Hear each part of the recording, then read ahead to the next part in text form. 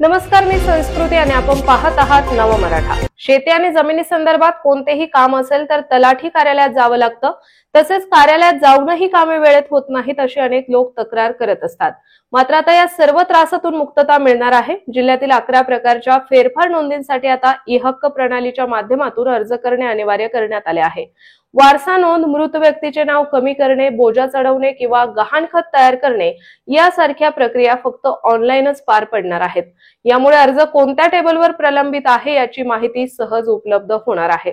तसेच तलाठी कार्यालयात कोणतेही कामकाज असले तरी अनेक नागरिक अद्याप ऑफलाईन अर्ज सादर करतात। अशा अर्जांची नोंद ऑनलाईन स्वरूपात करण्यात यावी आणि पुढील प्रक्रिया पार पाडावी अशा सूचना जिल्हाधिकाऱ्यांनी प्रशासनाला दिल्या आहेत। ई-हक्क प्रणालीद्वारे फेरफार नोंदणीसाठी नागरिकांना 11 प्रकारचे अर्ज सादर करण्याची सुविधा देण्यात आली आहे।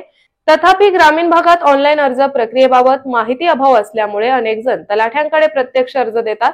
यामुळे अर्ज प्रक्रिया विलंबित होते आणि वरिष्ठ अधिकाऱ्यांना ऑनलाईन नोंदणी अभावी संबंधितांवर कारवाई करणे कठीण होते।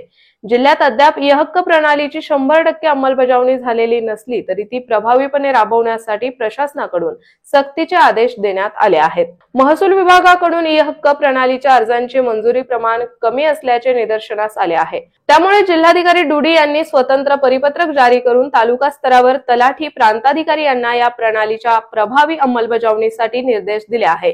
जर अर्जदार ऑनलाईन अर्ज करण्यास सक्षम नसेल तर तलाठी, मंडल अधिकारी, तहसील कार्यालय किंवा जिल्हाधिकारी कार्यालयाने यासाठी स्वतंत्र कर्मचारी नियुक्त करावा असे निर्देशही त्यांनी दिले आहे। तर पाहुयात ई-हक्क प्रणालीद्वारे कोणती कामे करता येणार।